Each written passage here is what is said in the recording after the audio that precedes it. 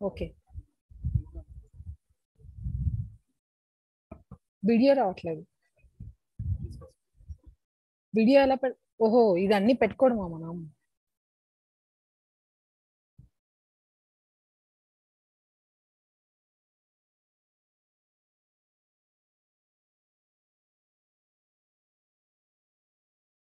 Okay, I will start.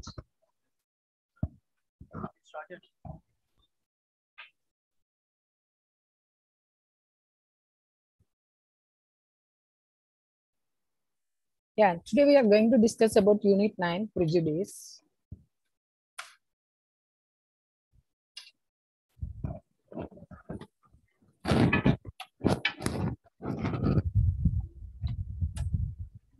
Okay, thank you.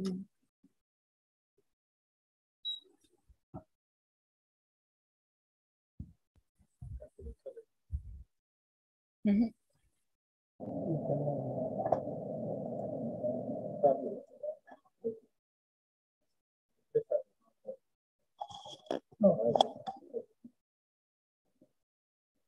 Okay, thank you. Today we are going to discuss about prejudice. In this chapter, we'll discuss about the historical approaches and what are the psychodynamic theory and sociocultures and even the group interaction approaches and individual approaches. These are the topics we are going to discuss today. So exactly what is prejudice? Whenever we are talking about prejudice, see, actually this is a prejudice called attitudes and beliefs from society. Actually, how it develops from our parents, teachers, and friends. Not only that, even the social media, sometimes yes, through Facebook and all other things. Actually, Mr. Casey and Classic Pearson in 2011, they said that certain types of prejudice or discriminations are acceptable in a society. Some are no. Few belief systems are normative. They even give the normative pressure. And few belief systems, no, we don't even share. And few attitudes and behaviors, we don't even exhibit in the class. Actually, in for example, suppose public and private schools are still somewhat segregated by social class. Historically, only children from wealthy families could afford to attend private schools, whereas children from middle class and low income families, they typically attend public school. If the child is from a low income school, okay, suppose he got some merit scholarship, he started attending a private school. But here what happened? The way other kids will treat him, hey, you are from so and so. Okay. So these things, they have the prejudice. So and so class belongs to, they have to study those kids into the kind of a private schools like public schools. Rich people, they need to study the private schools or international schools. This kind of a prejudice, it happens. Even suppose if they got a scholarship or any kind of a donor, if they got admission and they are studying well also, here they will get discriminated from the social things because of this prejudice. Now we are going to discuss about the nature and origins of prejudice. Whenever we are talking about the prejudice is an affective feeling towards a person or else towards a group. Okay, sometimes it affects solely, sometimes yes, it even affects the group members also. See, suppose if you are discriminating the sex, okay, male and female, okay, even the disability. Yes, sometimes even the prejudice towards the religion, even sometimes prejudice towards the race and ethnicity. These are the things, which origins of the prejudice. See, yeah, everyone have their own feelings. Sometimes it might be favorable, sometimes it may be unfavorable. But actually, Mr. Alport, he suggested few things behavior can progress towards the what you call the prejudice. Now we'll discuss about that. He described 5 stages. The first one is anti-location, comprising such things as malicious gossip, verbal put downs, and nasty jokes. See, suppose whenever we are doing some verbal kind of things, what people will expect, they will, by seeing the symbol, yes, even the gossip also. Suppose sometimes, yeah, negative trolls nowadays, even sometimes nasty jokes. See, whenever we are seeing some kind of a, what do you call it, we have a actor Brahmananda. Okay, we always, whenever people want to say some jokes, yes, they will create some memes and they will post that. So here we have a lot of prejudice towards that. And avoidance, the next stage. Next stage is discrimination, when the object of the stereotype is excluded from certain nights. And physical attacks, extermination. See, these are the 5 stages Alport described. And now we'll go ahead with the historical approaches. What are the historical approaches? In 1926, prejudice started. Social psychologists and psychological research happened on prejudice. Actually, the research proved that proved that it's a supremacy. Actually, in 1925, one article was published. Here, 73 studies on race concluded that the studies seemed to indicate the mental superiority of the white race. Okay, this was done in 1925. Those studies, along with other research, led many psychologists to view prejudice as a natural response to inferior races. And in 1930s and 40s, perspective began to change due to the increasing concern about anti-Semitism. At the time, theorists viewed prejudice as pathological, and they both looked for personality syndromes linked with racism. Theodor Adorno believed that prejudice stemmed from an authoritarian personality. He believed that people with authoritarian personalities were mostly to be prejudiced against groups of lower status. He even describes the authoritarians as a rigid thinkers who obeyed authority. Actually, even in our impression management, we even discussed about how the authoritative people, they will order, they obey, okay, they listen for others. Okay, even the prejudice also, whenever people have that kind of a hierarchical issue, even social prejudice, poor people need to study only in the government schools, not in the private, not at all in the international. The studying also people will discriminate. Okay, here Alport claims that prejudice is a natural and normal process for humans. For him, human mind must think with the aid of categories. Once we form the prejudice, once we form the characteristics, because of the basis for normal prejudgment, we cannot possibly avoid the process. Orderly living depends upon it. In 1970s, again they started research on prejudice. They tend to because on favoritism towards one group rather than the negative feelings towards the another group.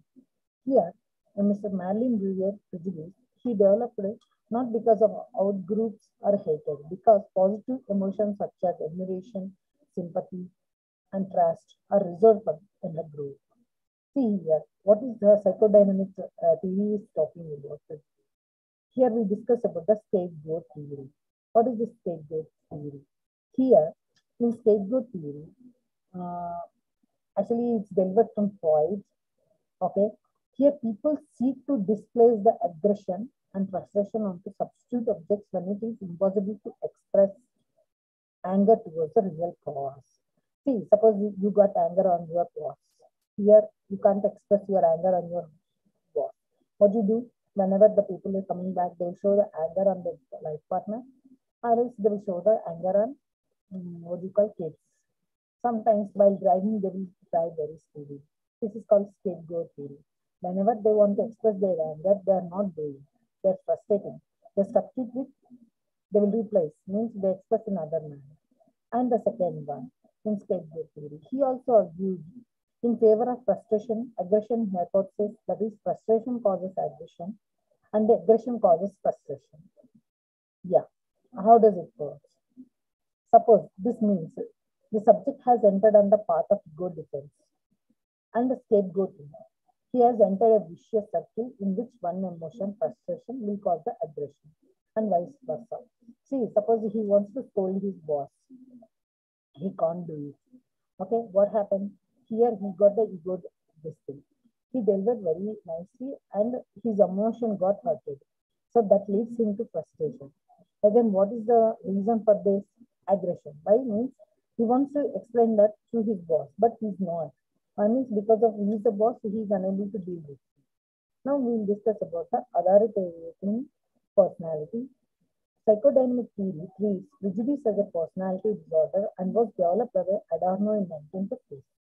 Okay, according to Mr. Adorno, he developed whenever the individuals with their authoritarian personality syndrome Here he characterized people have hostility, rigid adherence to conventional patterns of their behavior. Even the beliefs in harsh punishment for deviant behavior like mysticism and superstition and exaggerated submission to authority. Actually, in 1940, in California University, they studied on anti-Semitism and other forms of prejudice, created a profile of a particular personality type. Here, whenever we are discussing about the authoritarian personality, here people they believe that whenever people are expressing that these people are very strict, okay, and see whenever the person is delivering the things very seriously and emotionally, they have a prejudice. Okay, he knows only to command. Okay, he grown up like that, and not only that, he know how to punish the physical punishment or verbal punishment. These are called authoritarian personality. Okay, authoritative prejudice. Actually, whenever we are seeing a person with authoritative and he do conformity and the admiration of powerful figures, we will think about that. Okay, fine. They have what kind of a tolerance they have.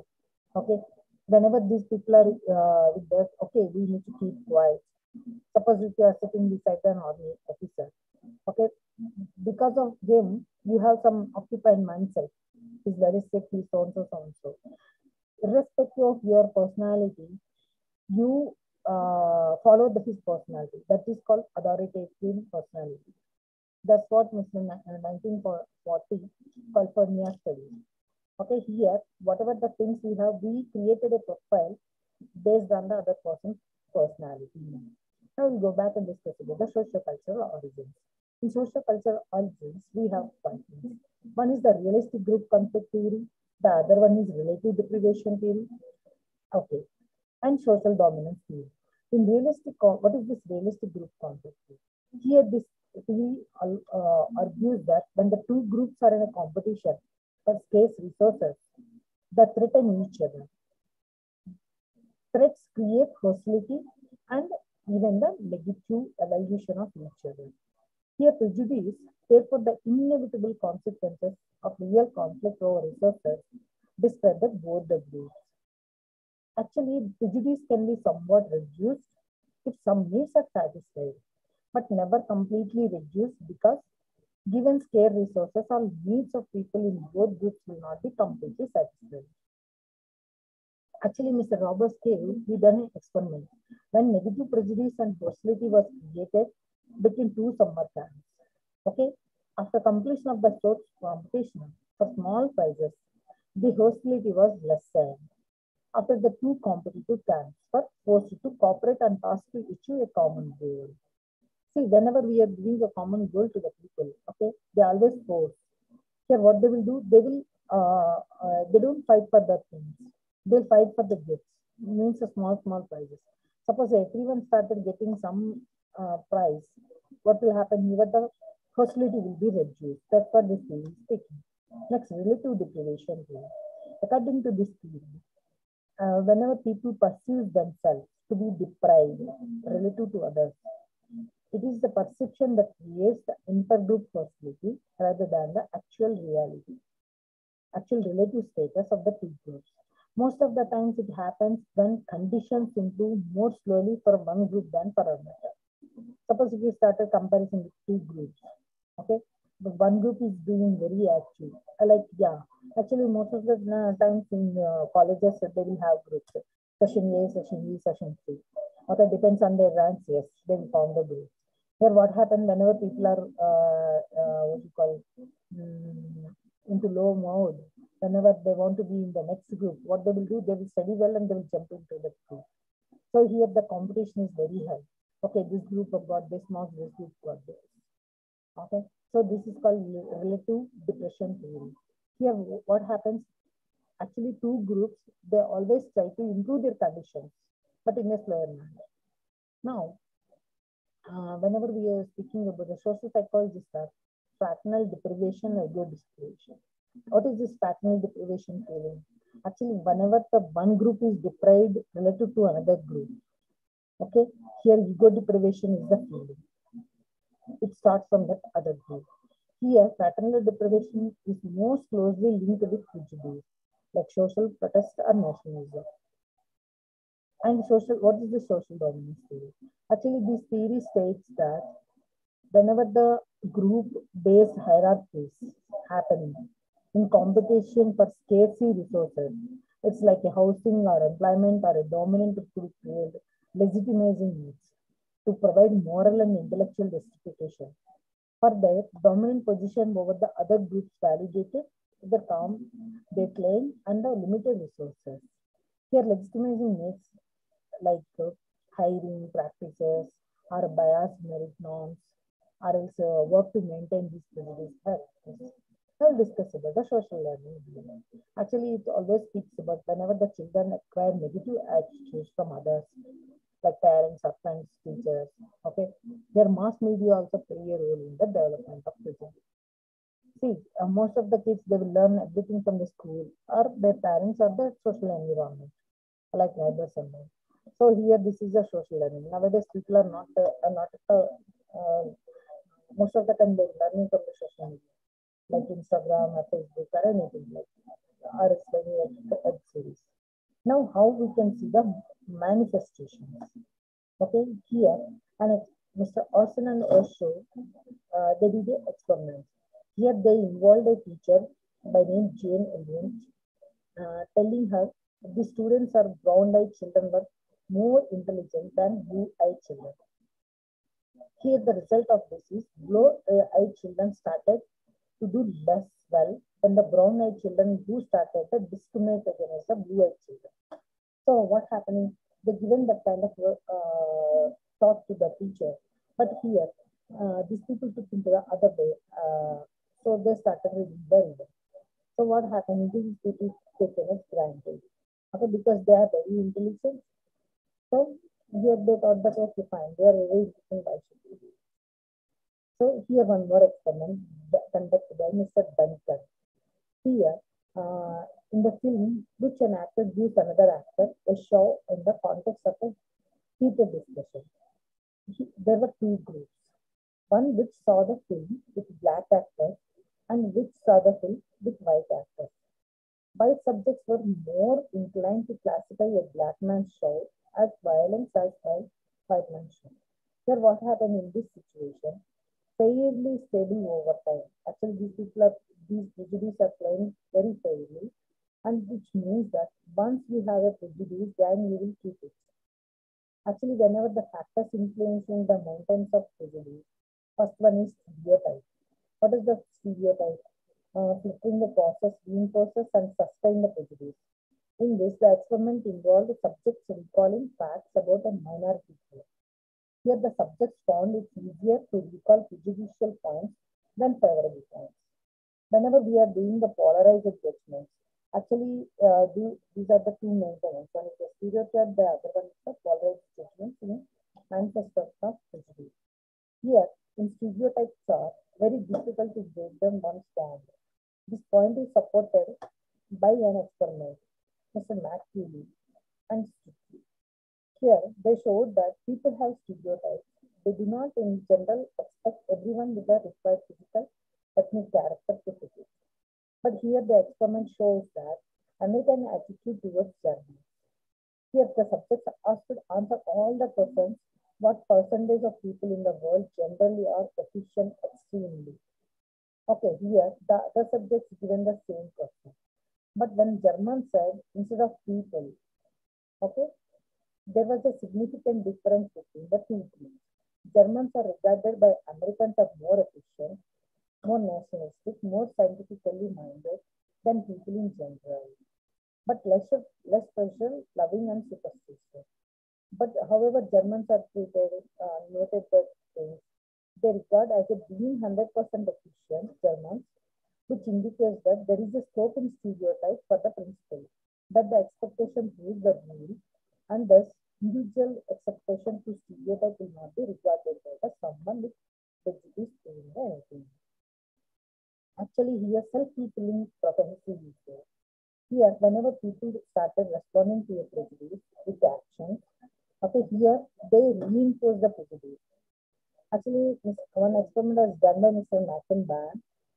He illustrates that Teachers were told that 6 girls in a class of 14 are academically gifted and would develop late. Actually, these students, they started improving. Here, the teacher's actions has created conditions that causes the students to develop. Actually, because of his positive attitude towards the teacher. So here what happened? This is self this is called self-fulfilling prophecy. That's the reason whenever people will say if you want to do negative comments, no, don't do positive comments. So that they develop. Here consequences of prejudice. Actually, prejudice is the gateway to hurtful and intentional racism and homophobia and inferiority and superiority complex. Here, a person who experiences prejudice is denied a chance to explain who they are and what kind of story they have. And here, prejudice can be central contributing factors, depression, and here some social consequences of prejudice. We'll take an example: job discrimination and wealth inequality, and even the residential, and even the hazards and education. See, whenever people are looking for wealth inequality, suppose if the person is poor, okay, here this is the social consequences. Suppose if the person is very intelligent, yeah, he don't like he will show some kind of negative attitude. The person who is failing in every exam. Here, one's job or ability to get a job affects how much wealth a person has. This is called social consequences of prejudice. Here, uh, sometimes it turns when a person lives and where a person lives. See, suppose if the person is living in a greater community, yes, definitely he will show some kind of a passion towards his lifestyle. Okay, whatever the condition he have, when compared to the person who is staying in a small apartment, okay, here they have different opinion on that person. That means here the social consequence prejudice is happening. When a person leaves, determine what school children to go. That is also depends on your school kids and their education. Yes, parents' lifestyle people have the prejudice. And not only that, what are the techniques reducing prejudice? Here, first thing intergroup interaction approach. By doing this here with one group, they're put into the situation where the others have some interest. They can interact with other members in other group. So what they do, they hold some prejudice, they break here.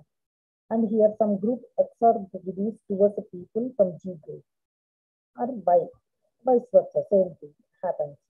Here, whenever we are following the two groups, whenever we started interacting, okay, with at least one person from group Y, here what will happen? The expectation is that prejudice will decrease following a specified type of interaction. Why means to see why its prejudice is decreasing? Because they started knowing the other person about the things, so they will understand. So whenever interaction happens, prejudice will reduce. Here, interdependence approaches. According to this theory, when two groups realize that they have a common issue that can only solved by pooling their resources together. So here what they will do, here independently, they will cooperate with each other and they even they will express the cooperative behavior and friendliness they will develop because to certain common goals. Okay, and cooperative learning. Actually, whenever people are into a group, suppose now you people are into psychology students, okay? Here, if you want to learn something, what you do? Okay, I started reading this book. Why don't you do it? Here, what's happening in the group? You learn your learning. That is called cooperative, interdependent approach. Now we'll discuss about the intergroup contact approaches. When the contract approaches introduced, the views reduction are based on prominent social psychologists, Gordon Allport. Actually, in this hypothesis, prejudice is the best reduced under optimal conditions of contact between those who hold prejudice beliefs and those who are the targets of prejudice beliefs. Here, the optimal conditions include equal status between groups in the context of the situation, shared goals, authoritative support, and cooperation as opposed to the competition. Here, social identity approaches. According to social identity theory, Page says, actually here, based on the favor they include, the group that they identified as belong to at the expense of the out group.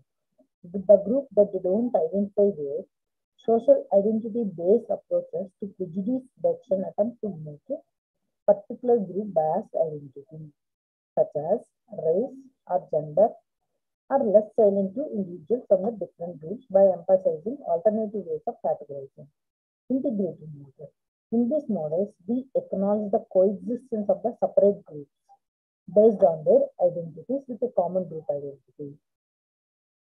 This alignment most of the time happens in multicultural ideologies, and it even emphasizes appreciation for racial and even the ethnic diversities. And here people will work for a common national identity. Now we'll discuss about the disclosure approaches. In this disclosure approaches, one self-disclosure approaches of personal information. Suppose here two individuals from different social groups will reveal each a piece of a personal information about themselves. Here this act to disclose signals vulnerability. Not only that, it increases the trust and the liking, and it leads to less prejudice about the beliefs. Families here they know each other, so prejudice should be less. And the decrease in prejudice extends beyond the disclosing individual to the social group to which the person belongs. Now, individual approaches. First thing, effective approaches. Perspective taking. Taking the person's perspective of an individual from a stigmatized group has been shown to be effective in reducing prejudice because it evokes feelings of similarity and affinity toward the other person. Evidence from laboratory studies suggests that perspective taking specifically leads to a discrete in the use of stereotypes when categorizing or evaluating the member of a stigmatized group. Empathy. Here, whenever we started encouraging individuals to be empathic towards the stigmatized group, in another feeling based called strategy. Okay. Next one, cognitive approaches, thought awareness and reflection. Whenever we started observing the people awareness or his or her thoughts based on their prejudice. Okay, here to actually suppress those thoughts is a form of a prejudice reduction that has happened frequently studied in the laboratory setting. One is whenever we started examining, whenever we started knowing about the other person, what will happen? Opposite effect of will increase.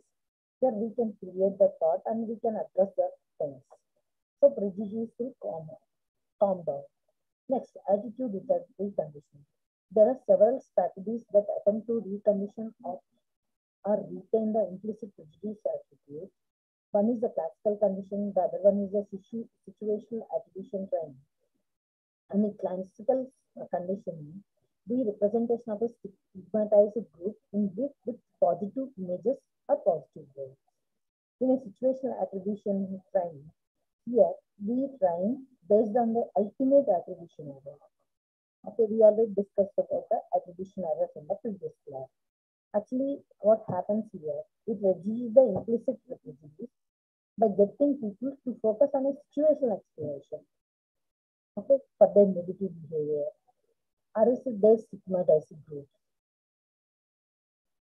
Next, thought process reconditioning. Whenever we discussing about the thought processes, here we will see the complex and the thinking elicits less biased and evolution. Here, instructing people on how to apply statistical reasoning to everyday judgmental people to make more accurate assessments of the outgroup members. Here, integrated approaches. These approaches to prejudice reduction include both intergroup and individual components, such as vicarious intergroup contact, perspective taking, and empathy.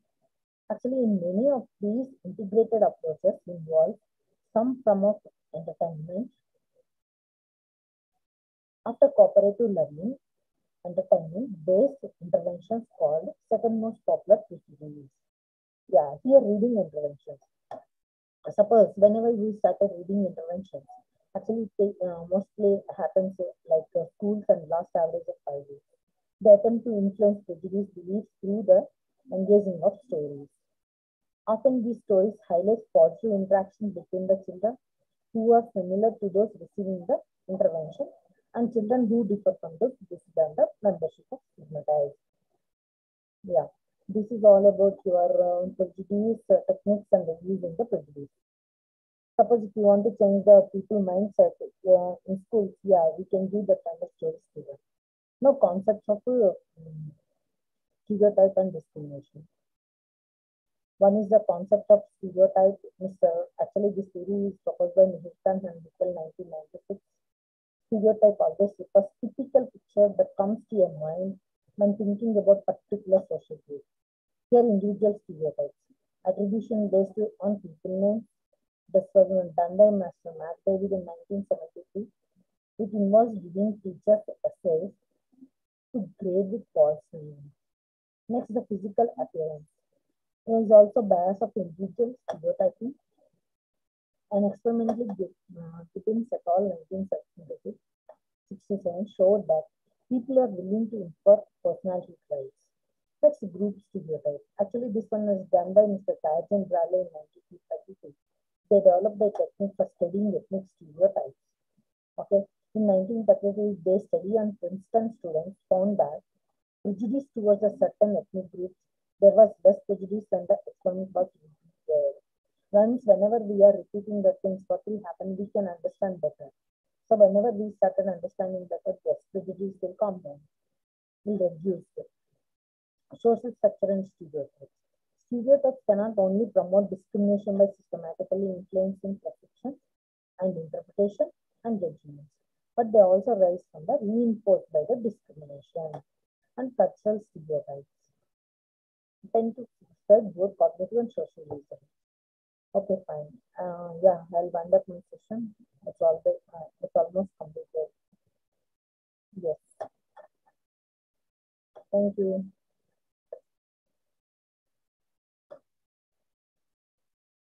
Enjoy some